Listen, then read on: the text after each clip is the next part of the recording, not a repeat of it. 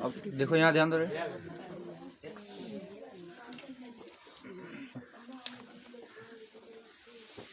इसे पार्ट 1 लिख देते हैं।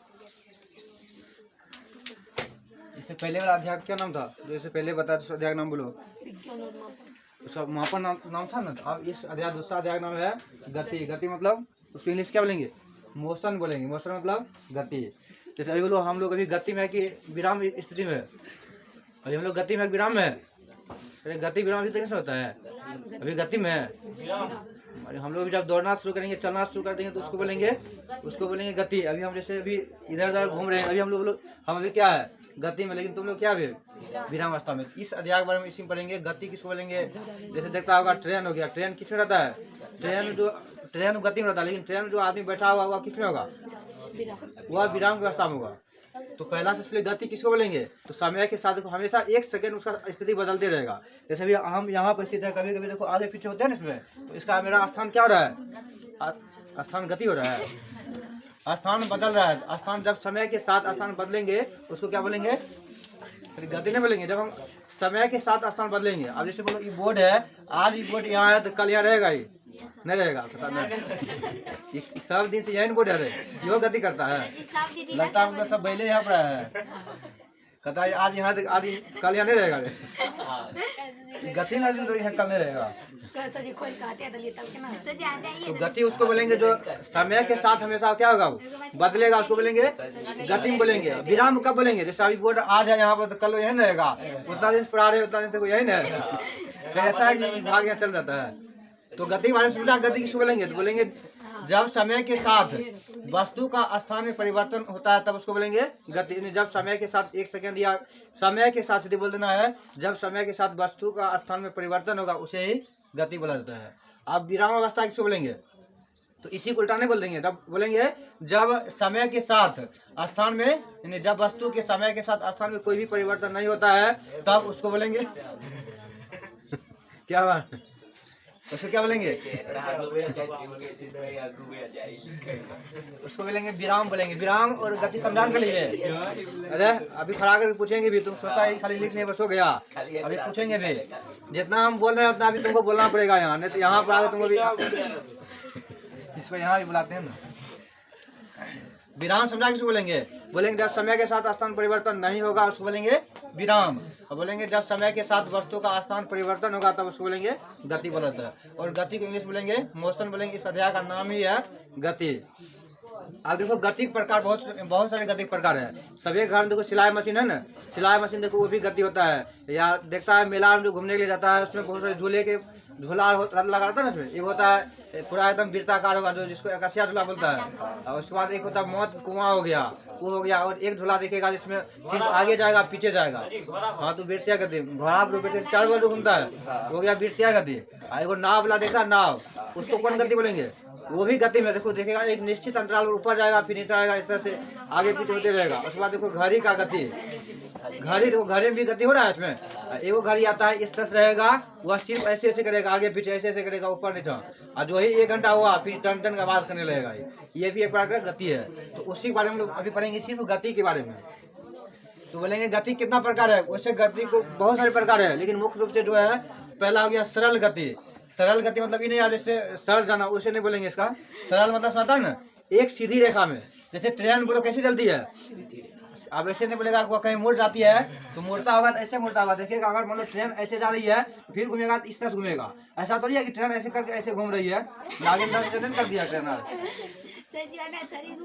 हाँ तो ऐसे देखो ट्रेन और कौन गति हो जाएगा? तो सरल गति बोलेंगे। देखो यहाँ लिखा है सरल गति किसको बोलेंगे? जो गति एक सीधी रेखा में चलती है, सीधा रेखा में जो चलेगा उसको कौन गति बोलेंगे?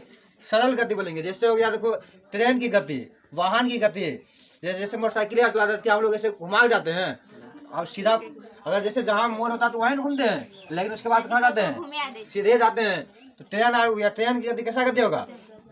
उसको बोलेंगे, सब बोलेंगे सरल गति। तो सरल गति किसको बोलेंगे? तो बोलेंगे जो गति एक सीधी रेखा में चलती हो उसको बोलेंगे सरल गति। जैसे क्या होगा? ट्रेन की गति और वाहन की गति, ये सब हो जाएगा सरल गति। अब उसके बाद दो लिखा है वृत्तीय गति। बोलो वृत्तीय गति किसको बोलेंगे? वृत्त इसी को बोलेंगे। जैसे सीधा रेखा देखो गोल है इसमें, तो वीरता बोलेंगे तो वीरता में होने वाले गति को वीरता गति कहते हैं। जैसे हो गया चंद्रमा, चंद्रमा चक्कर लगाते हैं ना, चंद्रमा किसका चक्कर लगा रहे हैं? तो चंद्रमा किसका चक्कर लगाता है? तो ये सब बारे में नहीं मालूम है तुम लोग को? चंद्रमा किसका गति लगा रहा है? अरे बोलो ना, पृथ्वी गति नहीं लगा रहा है, लेकिन पृथ्वी किसका गति लगा रहा है? चंद्रमा को। मानेंगे इसका उल्टा ये होगा, इसका उल्टा ये होगा, मतलब थोड़ा सा भी दिमाग नहीं लगाता है। चंद्रमा की गति, चंद्रमा को जो है पृथ्वी गति लगा रहे हैं, लेकिन पृथ्वी किसी गति करते हैं? सूर्य के चारों ओर घूम रहा है, नहीं घूमता है? जैसे यहाँ मतलब यहाँ पर आता है, यहाँ सूर्य है, इसके चारों ओर कौन घूम रहा है? पृथ्वी घूम रहा है। तो इस सबको बोलेंगे वृत्तीय गति। नहीं होगा वृत्तीय गति? या मौत कुआं देखता होगा नहीं, वो झोला आता है उसमें नहीं रहता है, मौत जो कुआं रहता है तो उसमें देखेगा मोटरसाइकिल चारों तरफ घूमता है, तो वो क्या हो गया? वृत्तीय गति। तो वृत्त में होने वाली गति को बोलेंगे वृत्तीय गति। इसका जैसे क्या जाएगा? चंद्रमा की गति और पृथ्वी की गति। और उसके बाद बोले थे आवर्त गति, बता दें जो आवर्त जैसे हो गया, देखो झोला होता है, नाव की गति देखा, नाव वाला झोला, उसको बोलेंगे जैसे जो निश्चित समय अंतराल पर अपनी गति को दोहराता है। जैसे यहाँ निश्चित जितना तुम इधर से धक्का देगा उतना जो फिर इधर भी जाएगा, आगे पीछे या ऊपर नीचे रहता है, जितना गति होगा उतना, जिधर तुम दायां आगे जितना यानी जितना बायां जाएगा उतना फिर कहाँ जाएगा? दायां नहीं जाएगा। तो उसको बोलेंगे आवर्त गति। जो निश्चित समय अंतराल पर अपनी गति को दोहराता है उसको बोलेंगे दोहराती है। आप यहाँ नहीं लिखे हैं तो सब अपने समझ जाना कि जो निश्चित समय अंतराल पर अपना गति को दोहराता है उसे आवर्त गति करते हैं। जैसे हो गया, जैसे देखो सिलाई मशीन की सुई की गति देखता है, सिलाई मशीन पैर से ऐसे ऊपर नीचे करने पर कांटा अपने ऊपर जाएगा फिर नीचे आएगा, ऐसे ऊपर नीचे जाता है ना, यह एक निश्चित अंतराल पर जाता है, जितना ऊपर जाएगा उतना फिर नीचे भी जाता है, इस तरह से जाता है ना। तो उस गति को क्या बोलेंगे? आवर्त गति बोलेंगे। और उसके बाद देखो पेंडुलम की गति, घड़ी आम देखता हुआ एक ऐसे तरह जाता है, निश्चित अंतराल पर ऐसे ऊपर नीचे ऐसे जाते रहेगा, वो हो गया। उसके बाद झोले की गति, सिलाई मशीन की गति, ये सब हो जाएगा आवर्त गति। तो बोलेंगे जो निश्चित समय अंतराल पर अपनी गति को दोहराता है उसको बोलेंगे आवर्त गति। उसके बाद है दोलनी गति, तो जो एक निश्चित बिंदु के आगे पीछे या ऊपर नीचे चलती है उसे बोलेंगे दोलनी गति। सेम हो गया जैसे झूले की गति, देखो है ना, झूला नहीं बोले थे, एक सीधे ऊपर जाता है फिर नीचे आता है, वही हो गया इसमें, उसको दोलनी। दोलनी मतलब दो बार ऊपर भी जाएगा फिर नीचे भी आएगा, उसको बोलेंगे दोलनी गति। जैसे पेंडुलम की गति, ये भी हो गया है। अब एक और होता है यादृच्छिक गति। यादृच्छिक गति समझता है किसको होते हैं? जिसके गति के बारे में पता ना हो। अभी जैसे मतलब यहाँ पर कोई फुटबॉल खेल रहा है, अब उसको किधर बॉल जाएगा मालूम है? जैसे अगर मतलब मक्खी कोई बैठा है इस पर, हम लोग क्या करते हैं? ऐसे मारते हैं, क्या मरता है? मरता है मक्खी। कभी देखेगा इधर से, कभी कभी अगर सीधे भागना चाहता है तो इसमें दबा जाता है, और कभी दायां बायां तक निकल जाता है। तो इस सब गति कौन बोलेंगे? यादृच्छिक गति। मतलब बोलेंगे जिसके गति के बारे में पता ना हो, तो मतलब अपने मन जिधर मन उधर चला जाएगा। फुटबॉल खेलता है तो निश्चित है किधर जाएगा फुटबॉल, उसको बोलेंगे यादृच्छिक गति। और जैसे मक्खी की गति, मक्खी जैसे तुम भागाता है तो मक्खी की निश्चित है किधर भागेगा, उसका निश्चित गति ना, इसको बोलेंगे यादृच्छिक गति।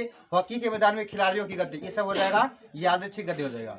अब उसके बाद थोड़ा यहाँ से पूरा गति मुख्य रूप से तुमको अभी 9वां इतना ही पढ़ना है, ये सब हो गया गति हो गया है। जो चीज अभी यहाँ पर आ रही है ये सब तुमको 11th में जाने के बाद 10वां के बाद जब 11वीं में जाएगा यही सब तुम 11वीं में भी वहाँ पढ़ेगा सब। उसके बाद देखो यार दूरी, दूरी से आता है उसको बोलेंगे डिस्टेंस, इंग्लिश में उसको बोलेंगे डिस्टेंस, मतलब होता है दूरी। जैसे यहाँ से लेकर आप स्कूल जाते हैं तो हम लोग क्या तय करते हैं? दूरी तय करते हैं। जैसे यहाँ से हमको जाना है, अभी चौक जाना है, तो क्या तय करेंगे हम लोग? दूरी तय करेंगे। तो वस्तु के द्वारा तय किए गए संपूर्ण मार्ग की लंबाई को यहाँ से लेकर के आप जैसे जितना दूर जाएंगे उस सभी को माप लेंगे, वही क्या कहलाएगा? दूरी। आप दूरी की इंग्लिश में क्या बोलेंगे? डिस्टेंस। क्या बोलेंगे? डिस्टेंस। कोई सीधे डायरेक्ट बोलेगा कि तो यहाँ से कितना डिस्टेंस है, जैसे आप बोलेंगे यहाँ से समस्तीपुर की डिस्टेंस कितना है, कितना दूरी है यहाँ से, तो उसी में बोलेंगे दूरी। यहाँ से हम लोग एक दो बिंदु से पहले से लेकर दूसरे बिंदु को जो भी बीच की दूरी माप लेंगे, लंबाई जो होगा लंबाई को क्या बोलेंगे? दूरी बोलेंगे। तो दूरी समझ गया? दूरी किसको बोलेंगे? उसका परिभाषा कैसे बोलना है? बोलेंगे वस्तु के द्वारा तय किए गए संपूर्ण मार्ग की लंबाई को, लंबाई में उसका दूरी होगा। जैसे भी मार्कर है, इस मार्कर को हम दोनों जोड़ देंगे तो इसका बोलेंगे इसका दूरी कितना होगा, तो यहाँ से लेकर यहाँ तक माप लेंगे, इसका क्या कहलाएगा? यार दूरी कहलाएगा। तो दूरी बोलेंगे वस्तु के द्वारा तय किए गए संपूर्ण मार्ग की लंबाई को दूरी बोलेंगे। हाँ बोलेंगे दूरी कौन राशि है? अदिश राशि किसको बोलेंगे? देखो इसमें अभी यहाँ लिखा है, यहाँ पर इस बार बताएंगे। अदिश राशि इसको बोलेंगे, सिर्फ उसमें अदिश में परिमाण होगा लेकिन दिशा फिक्स नहीं होगा। जैसे आप यहाँ से मतलब दूरी हम बोलेंगे यहाँ से लेकर के हम यहाँ लिखता क्यों है, तो यहाँ से भी हम खड़ा है, हम बोलेंगे 10 किलोमीटर जाओ। अब जिसमें एक होता है दिशा, दो को होता है वो अदिश राशि है, एक होता है सदिश राशि। सदिश राशि और अदिश राशि ध्यान समझो। सदिश उसको बोलेंगे जिसमें दिशा और परिणाम दोनों होगा। इससे पहले लिखा दिए थे, लिखा है 8वां भी पढ़ा होगा इसके बारे में।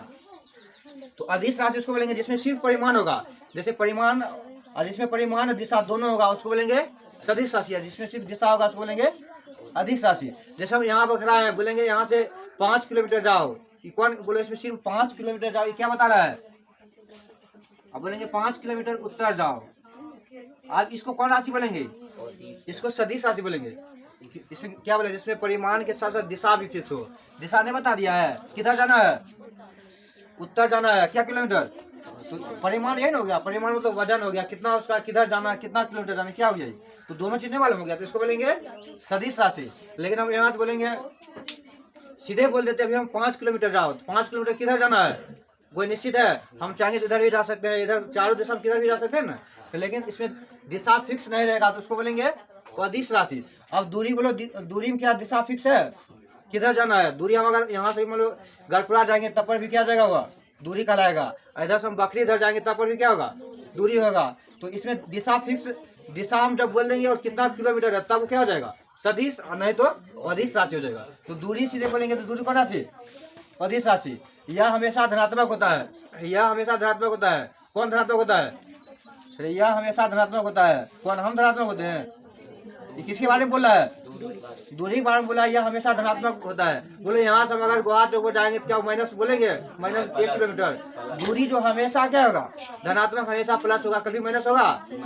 क्या दूरी शून्य होगा, दूरी शून्य होगा, दूरी शून्य होगा। अभी हम यहाँ पर स्थित है, हमारा दूरी क्या है, शून्य होगा। दूरी शून्य हो सकता है और धनात्मक हो सकता है, लेकिन दूरी ऋणात्मक होगा, माइनस में होगा। जैसे हम यहाँ से जाएंगे आगे जो ही जाएंगे तो कभी बोलेंगे कि -1 किलोमीटर हम दूरी तक की है, तो दूरी क्या हो सकता है, धनात्मक हो सकता है और शून्य हो सकता है, लेकिन ऋणात्मक नहीं हो सकता है। दूरी समझा है, किसको बोलेंगे।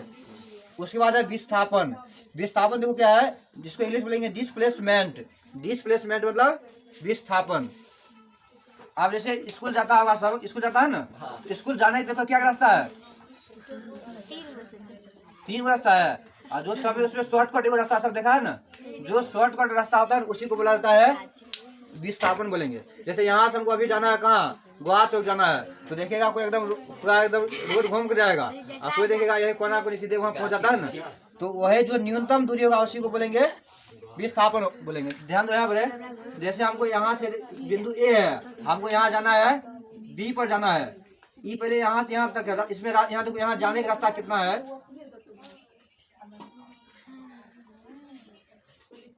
अब ABC। आप देखो यहाँ है, हमको यहाँ जैसे मान लो तो यहाँ बी है, अब यहाँ देखो इसको मानते हैं विद्यालय। अरे यहाँ ध्यान दो, ये हो गया विद्यालय। अब यहाँ किसी घर है, एक घर कहाँ है, ए पर। अभी बोलेगा हम जाएंगे विद्यालय जाएंगे, तो विद्यालय जाएगा तो बोलेगा इसका देखो इसका दोस्त या मित्रा मित्री यहाँ पर होगा।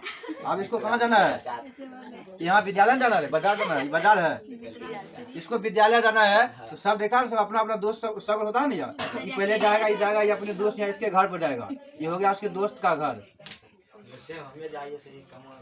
सब अपना अपना दोस्त के घर में जाता नहीं, यहाँ से फिर वहाँ से फिर क्या करेगा, फिर आएगा यहाँ विद्यालय होगा। लेकिन एगो लड़का कौन होगा जिसके पास कोई दोस्ते नहीं है, वो कहेगा हम शॉर्टकट जाएंगे, तो शॉर्टकट रास्ता में कौन हुआ, सीधे ए से बी तक न हो गया, तो इसी को बोलेंगे विस्थापन, जिसको बोलेंगे डिस्प्लेसमेंट। अब देखो यहाँ से पहले विद्यालय यहाँ जाना है, अगर इस रास्ते से जाएगा तो पहले यहाँ से जाएगा सी पर, फिर सी पर वहाँ फिर वहाँ से तब जाएगा कहाँ पर, बी पर। तो इसका बोलो दूरी कम समय किधर लगेगा जाने में, ए से सी पर तब बी पर जाएगा, लेकिन ए से डायरेक्ट जाएगा बी पर, तो ये हो गया। तो इसका विस्थापन कौन होगा, तो यही ना जाएगा विस्थापन, मतलब जहाँ पर बहुत कम समय लगेगा उसको बोलेंगे विस्थापन बोलेंगे। जैसे ये देखो लिखा है ना, दो बिंदुओं के न्यूनतम दूरी को विस्थापन करते हैं। जहाँ कम दूरी होगा उसको क्या बोलेंगे, विस्थापन बोलेंगे।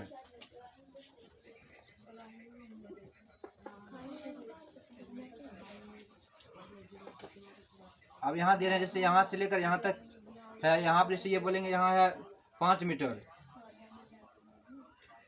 ये 3 मीटर मानते हैं या 4 मीटर है। आप इसको जैसे यहाँ से चलना शुरू किया A B C, किसी को यहाँ C पर पहुँचना है, इसको जाने का दो रास्ता है, एगो पहले ए से जाएगा बी पर, तब जाएगा कहाँ, सी पर जाएगा, और एगो रास्ता इधर से। इसका विस्थापन कौन होगा, बस शॉर्ट जो रास्ता होगा वही ना। तो इसको विस्थापन कैसे निकालते हैं, हम जानते हैं, ये हो गया 90 डिग्री कोण हो गया, और 90 डिग्री सामने वाली भुजा क्या कहलाता है, क्या कहलाएगा, तो बोलो ना दोस्त, 90 डिग्री सामने वाली भुजा क्या कहलाता है, कर्ण, लंब है, लंब ऐसे रहता है, 90 डिग्री सामने वाली भुजा कर्ण कहलाता है। आप बोलो इसको बोलेंगे 4 हो गया है, क्या हो गया 3 हो गया, तो इसको बोलेंगे आप शॉर्ट कट इसको जाना है, तो शॉर्ट कट जाने में इसको कितना समय लगेगा यहाँ, अभी इसको जाएगा तो सी पर जाएगा, तो यहाँ से कितना कितना मीटर जाना पड़ेगा, अगर इस रास्ता जाएगा तो क्या मीटर जाना पड़ेगा, 7 मीटर जाना पड़ेगा, 3 + 4 बराबर 7 मीटर जाना पड़ेगा। लेकिन इधर से जाना पड़ेगा, इधर से अगर जाएगा ए से सी तक कितना मीटर जाना पड़ेगा, इसको हम जानते हैं कर्ण हो गया ना यार, तो कर्ण बराबर सूत्र क्या लिखा है, तो महाभारत में लिखा है ना, कर्ण सबसे बड़ा होता है ना, तो कर्ण बराबर सूत्र क्या लिखा है, आधार स्क्वायर प्लस लंब स्क्वायर, आधार इसको मान लेते हैं 4 का स्क्वायर प्लस 3 का स्क्वायर, तो 4 का स्क्वायर कितना 9, 3 का स्क्वायर 9, फिर जोड़ देंगे कितना होगा 25, 25 वर्गमूल तो 5 मीटर। तो बोलो इसका बोलेंगे, इसका बोलो विस्थापन कौन हो गया, इसका विस्थापन कितना होगा 5 मीटर हो गया। विस्थापन समझ गया, विस्थापन किसको बोलेंगे, बोलेंगे दो बिंदुओं के न्यूनतम दूरी को विस्थापन करते हैं। देखो यहाँ से इसको सी पर जाना है, एक जाने का रास्ता इधर से, एक जाने का रास्ता इधर से, तो जो शॉर्ट होगा शॉर्टकट होगा उसी को बोलेंगे, तो ये होगा विस्थापन।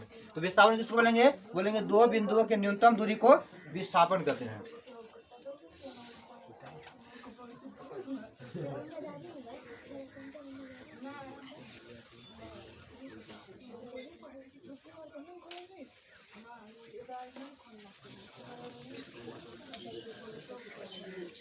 आप बताना इसका विस्थापन कितना होगा।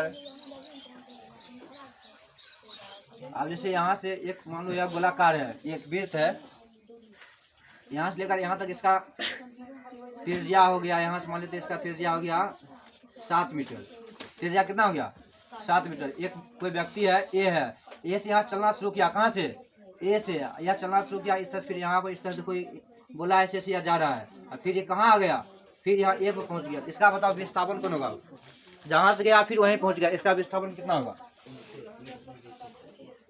विस्थापन बोले ले, अरे बोलो रे, खाली टुकुर टुकुर देखता है अरे फिर जहाँ चलना शुरू किया फिर यहाँ से यहीं पर आ गया, इसका विस्थापन बोलो कितना होगा, विस्थापन 7 होगा। 7 इधर है, इधर थोड़ी गया वो, जल्दी बोलो। अरे यहाँ से चलना शुरू किया फिर यहीं पर आ गया, तो इसका विस्थापन 0 नहीं हो गया, दूरी तय किया फिर जहाँ था, बोले ना विस्थापन किसको बोलेंगे, दो बिंदुओं की न्यूनतम दूरी को, जहाँ से चला फिर वहीं पहुंच गया, तो वहाँ क्या कोई 2 बिंदु है, 2 बिंदु बना इसमें, इसका विस्थापन क्या हो जाएगा 0 हो जाएगा। लेकिन इसका दूरी बताओ कितना होगा, दूरी बता सकते हैं आप, यहाँ से चलना शुरू किया फिर यहाँ जाकर यहीं पर गया, क्या दूरी तय किया या दूरी नहीं तय किया, तुम यहाँ से जाएगा चौक पर फिर वहाँ से यहाँ आ जाएगा, तो समय नहीं लगा सोने में, जिसमें समय लगेगा तो उसको नहीं बोलेंगे रे। तो दूरी देखो लिखा है, देखा था, तो वस्तु के द्वारा तय किए गए संपूर्ण मार्ग की लंबाई को उसको नहीं बोलेंगे। तो यहाँ से लेकर यहाँ से जैसे पूरा चक्कर लगाया यहाँ तक आ गया, तो कोई दूरी नहीं क्या करेंगे, दूरी किसको बोलेंगे, परिधि को दूरी बोलेंगे। तो देखो वृत्त की परिधि क्या होता है, यहाँ जान दो, वृत्त की परिधि, परिधि को क्या बोलेंगे, यहाँ ध्यान दो, परिधि को क्या बोलेंगे, दूरी। वृत्त की परिधि बराबर सूत्र बोलो, जल्दी बोलो, 2 पाई आर होता है, यहाँ लिख देंगे 2 पाई आर, 2 को ऐसे लिख देंगे, पाई का मान कितना, यहाँ लिख देंगे 22/7, आर मतलब क्या होता है त्रिज्या, त्रिज्या कितना है 3 बोलेंगे गुना 7, 7 का जगह कितना हो गया 22 दूनी, तो इसका दूरी पूछेंगे तो कितना हो गया, दूरी 44 मीटर हो गया। लेकिन इसका विस्थापन बोलेंगे तब विस्थापन 0 हो गया। लेकिन बोलो आप क्या करेंगे, कोई किसी को बोलेंगे जैसे फील्ड में 4 चक्कर जैसे जाता है चक्कर लगाने के लिए, अरे यहाँ ध्यान दो रे, चक्कर लगाने के लिए गया, जो ही चक्कर ऐसे बोला कि हम भी दौड़ेंगे, किसी के साथ दौड़ने के लिए गया कोई, अब दौड़ने के लिए गया, जो ही यहाँ आया आप बोलेगा हमसे नहीं होगा, बस यहीं बैठ जाएगा, अब यहाँ बैठने गया यहाँ, तो यहाँ हुए इस, हम जानते हैं वृत्त की त्रिज्या हमेशा आपस में बराबर होता है, इस साथ ये भी साथ होगा। आप बोलो इसका यहाँ पर है, यहाँ पर आकर रुक गया, कहाँ पर बी पर आकर रुक गया, तो आप इसका बोलो दूरी कितना होगा और इसका विस्थापन बताओ, इसका विस्थापन कितना होगा 22 होगा विस्थापन, मानेंगे हम, विस्थापन बताओ, विस्थापन किसको बोलेंगे, सबको लगता है ध्यान आने रहे सब जो बता रहे हैं इसमें अगर थोड़ा सा भी ध्यान देता तो बोल देता। विस्थापन उसको बोलेंगे दो बिंदुओं की न्यूनतम दूरी को विस्थापन बोलेंगे। विस्थापन कितना हुआ इसमें? विस्थापन 14 होगा, खाली वही ध्यान देता है और सब क्या कर रहा है? विस्थापन नहीं बोले जो न्यूनतम दूरी दो बिंदुओं की न्यूनतम दूरी है। तो इधर से घूम के जाएगा तो यहाँ से घूमते जाएगा, यहाँ पर आएगा तब तक इधर से यहाँ पहुँच जाएगा। तो न्यूनतम दूरी है ना होगा, तो 7 कितना हो गया? 14 मीटर हो गया। तो इसी को बोलेंगे उसको विस्थापन। लेकिन इसको बोलेंगे कितना, इसका दूरी कितना तय किया? तो पूरा दूरी किया कितना? 22। तो आधा दूरी किया कितना? तो पूरा किया 44, आधा करेगा कितना? 22 होगा, 22 मीटर हो जाएगा। ये समझा विस्थापन। विस्थापन किसको बोलेंगे समझ गया? बोलेंगे जो न्यूनतम दूरी होगा उसको बोलेंगे विस्थापन बोलेंगे। विस्थापन समझा है?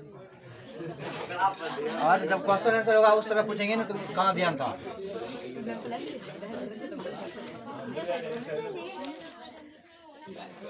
बोले ना वो जब समझ जाएगा हम समझेंगे सब समझ गया।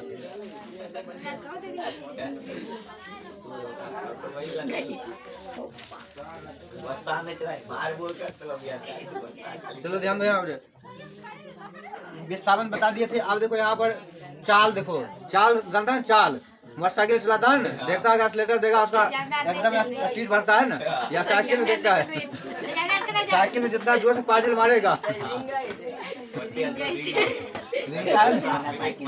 चाल को इंग्लिश में क्या बोलेंगे?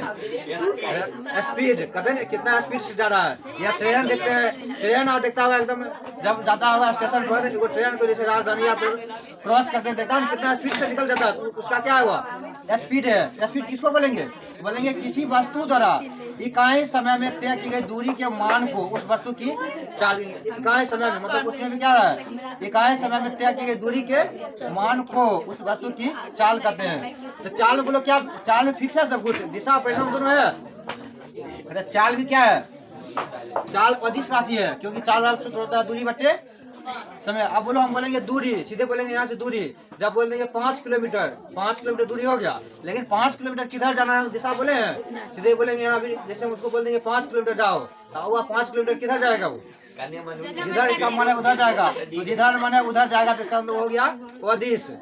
अदिश मतलब देखो यहाँ लास्ट देखो लिखा है, यहाँ दे दो यहाँ देखो लिखा है स्वदिश, लिखा है अदिश। दिश मतलब हो गया दिशा, और जखने और लग जाएगा तो और मतलब हो गया नहीं। तो इसमें दिशा नहीं है, इसमें क्या है? दिशा भी है। इसमें दिशा के साथ साथ परिणाम, इसमें क्या अदिश मतलब परिणाम इसमें तो है लेकिन दिशा है और लग गया, इसका मतलब दिशा नहीं है। लेकिन स्वदिश, स्व मतलब हुआ सकारात्मक, मतलब सही है हुआ। इसमें दिशा के साथ साथ परिणाम भी होगा, उसको बोलेंगे सदिश राशि। जैसे बोलेंगे 5 किलोमीटर उत्तर जाओ, तो 5 किलोमीटर परिणाम हो गया और उसका दिशा भी नहीं हो गया उत्तर। 4 दिशा नहीं, इधर हो गया पूर्व पश्चिम उत्तर दक्षिण हो गया, तो सब बोलेंगे दिशा। तो चाल उसी बोलेंगे। तो दूरी क्या हो गया? दूरी जब अदिश राशि है तो चाल भी क्या होगा? अदिश राशि होगा। तो चाल बराबर देखो दूरी बटे समय है। दूरी की मात्रा किससे पहले यहाँ एक मापन में बताए थे, दूरी की मात्रा को लोग क्या बताए थे? दूरी की मात्रा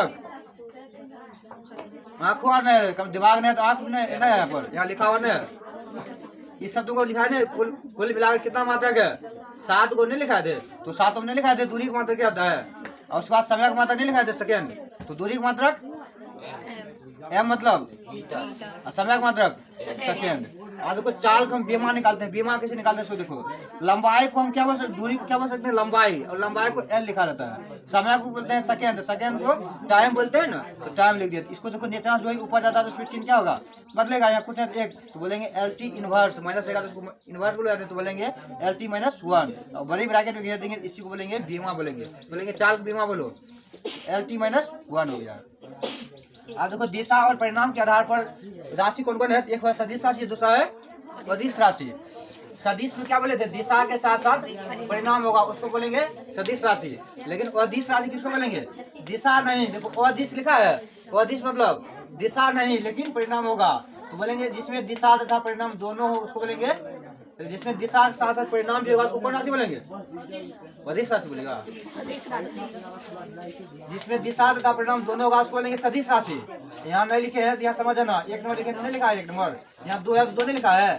तो जिसमें दिशा तथा परिणाम दोनों हो उसको बोलेंगे सदिश राशि। जैसे हो गया बल, अब बल कौन राशि है?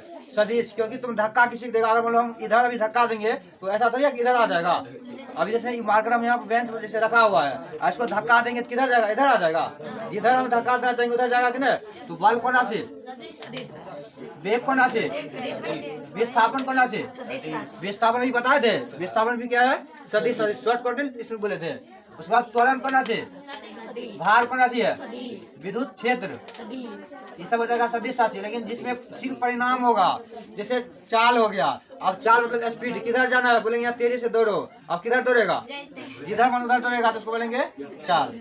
ऊर्जा हो गया, लंबाई। आप बोलेंगे लंबाई कितना है? तो सीधे बोल देंगे लंबाई। लेकिन जैसा नहीं बोलेंगे तो वो सब हो जाएगा अधिस। शक्ति क्या है? अधिस राशि हो जाएगा, क्योंकि शक्ति मतलब हो गया ताकत, तो हो गया अधिस राशि। क्षेत्रफल क्या है?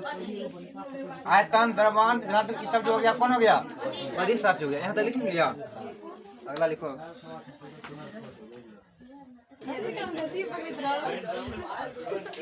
यहाँ देखो, यहाँ लिखा है, इससे पहले दोनों चाल और वेग दोनों का मात्रक लिखा है। चाल का मात्रक और वेग दोनों का मात्रक क्या है? दोनों देखो मात्रक समान होगा, मीटर प्रति सेकेंड, मीटर प्रति सेकेंड। चाल कैसा मात्रक? अभी लिखा है ना, चाल कैसा मात्रक? मीटर प्रति सेकेंड। और वेग का मात्रक मीटर प्रति सेकेंड। बोलेगा ऐसा कौन सा मात्रक जिसका मात्रक दोनों समान है? तो बोलेंगे चाल और वेग दोनों का मात्रक दोनों समान है। आप ये देखो औसत चाल। अरे यहाँ ध्यान दो, औसत चाल किसको बोलेंगे? औसत से बता, औसत किसको बोलेंगे? माध्य को औसत बोला जाता है। गणित में कभी पढ़ा है माध्य, माध्यक, बहुलक, तो उसमें औसत पढ़ा हुआ। औसत को बोलेंगे माध्य बोला जाता है। माध्य मतलब जितना संख्या दे देंगे, जैसे बोलेंगे 1 2 3, इसका बोलेंगे औसत निकालो, कितना देगा औसत? तो इसके बीच वाला संख्या होता है उसी को औसत बोला जाता है। सब जोड़ो, 3 2 5 1 6। ज्यादा संख्या है उतना भाग दो। क्या संख्या है? 3 से भाग दे दो, कितना हो गया? 3 दूनी। तो देखो बीच में ही ना, यह औसत होता है इसका औसत चाल। तो औसत चाल किसको बोलेंगे? तो किसी वस्तु द्वारा किसी समय अंतराल में तय की गई दूरी और उस समय अंतराल के अनुपात को, उस वस्तु की औसत चाल, या उसी को इंग्लिश बोलेंगे एवरेज स्पीड बोलेंगे। पता ना एवरेज कितना है, स्पीड कितना है, तो उसी को बोलेंगे एवरेज स्पीड, मतलब हुआ औसत चाल। तो औसत चाल बराबर सूत्र होता है कुल दूरी, जितना दूरी तुम तय किया, यहाँ ध्यान दो ना, कुल दूरी जितना तय किया और जितना समय लगा उससे भाग दे देंगे तो उसको कहेंगे औसत चाल। जैसे बोलो यहाँ से ए से लेकर चलना शुरू किया यहाँ तक, जैसे यहाँ से ए बी सी डी, औसत देखो यहाँ देख लो, यहाँ जैसे 10 किलोमीटर मान लेते हैं, सभी कितना किलोमीटर है? 10 किलोमीटर। कितना समय? 1 घंटा समय लगा। बोलेंगे इसका औसत चाल निकालो, कितना होगा? तो सभी जोड़ देंगे, कितना होगा? 30। अब बट्टे कितना समय लगा है? 1 घंटा है, समय तो 3 घंटा, तो बराबर कितना?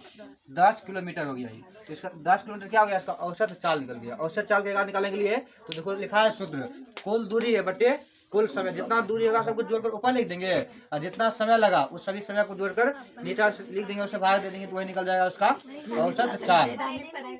चाल के देखो 2 प्रकार होता है, एक होता है एक समान चाल और एक होता है असमान चाल। एक समान चाल किसको बोलेंगे? तो बराबर समय अंतराल में बराबर दूरी तय करें। जैसे आप मोटरसाइकिल चलाता है, एक ही एवरेज ले जाएंगे, जैसे स्पीड उसका अगर मान लो 30 किलोमीटर प्रति घंटा है, तो 30 पर रहेगा पूरा चाल, तब उसको बोलेंगे एक समान चाल बोलेंगे। जैसे यहाँ देखो, यहाँ ए से लेकर बी तक जाने में कितना समय लगा? उसको 10 किलोमीटर दूरी तय करने में 1 घंटा। फिर बोलेंगे बी से सी पर जाने में कितना समय लगा? 1 घंटा, तब पर भी 10 किलोमीटर। फिर सी पर से डी पर गया, कितना किलोमीटर? 1 घंटा लग गया। तो इसको बोलेंगे एक समान चाल। देखो सब दूरी समान है। यहाँ देखो सी पर से डी पर जाने में कितना समय लगा? 2 घंटा। यहाँ लिखा हुआ है 1 घंटा। फिर बी पर से सी पर जाने में कितना समय लगा? कितना दूरी तय किया? 10 किलोमीटर। इसको बोलेंगे एक समान चाल। लेकिन जो ही इसके बाद यहाँ पर देखो, मोटरसाइकिल को चलाता है, देखता है कोई क्या करेगा, कभी देखेगा एकदम रोड सही है तो वहाँ पर स्पीड क्या करेगा? ज्यादा दे देगा। आप देखो यहाँ पर, यहाँ कितना 1 घंटा में ए से बी तक जाने में कितना समय लगा? क्यों बात करिए, तो घर पर समय नहीं मिलता बात करने का। स्कूल अभी छुट्टी है, जाकर के दोनों घर पर भेज देना, वहाँ बढ़िया से बैठ करके तब मिलना वहाँ। यहाँ देखो ए से बी तक जाने में कितना समय लगेगा? 1 घंटा। कितना किलोमीटर? 10 किलोमीटर। आप बोलेंगे इसको बी पर से सी पर जाने में कितना समय लगा है? 15 समय लगा। ऊपर में 1 घंटा लिखा है, 1 घंटा लगा, लेकिन अब दूरी क्या हो गया इसका? 15 हो गया। पहले इसको 10 से देखो 10 किलोमीटर 1 घंटा तय किया, लेकिन अब 1 घंटा में कितना दूरी तय किया? 15। देखो वह समान चाल हुआ, आगे नहीं हुआ इसका, वह समान नहीं हुआ। अब यहाँ देखो 1 घंटा में कितना किलोमीटर दूरी तय किया?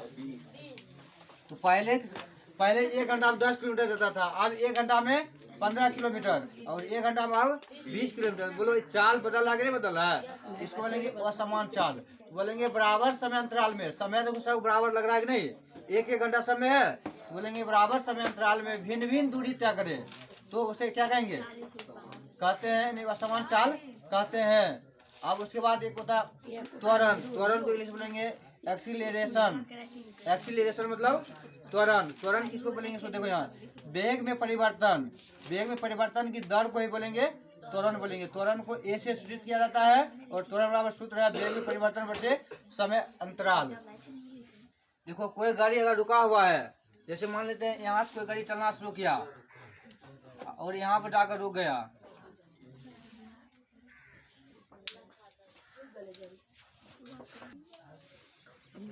यहाँ देखो त्वरण किसको बोलेंगे? त्वरण यहाँ वेग में परिवर्तन बोला ना, वेग में परिवर्तन क्या कभी देखता होगा, अगर मतलब मोटरसाइकिल से जा रहा है स्पीड में, आगे को आ जाएगा तो वहाँ स्पीड बढ़ा देगा कि कम कर देगा? वहाँ स्पीड कम नहीं करेगा। ये हो गया वेग में परिवर्तन। क्या वेग में परिवर्तन कब होगा? जैसे मतलब स्पीड से जा रहा है, एक आगाम कोई आ जाएगा तो उसको बोलेंगे वेग में परिवर्तन हो गया।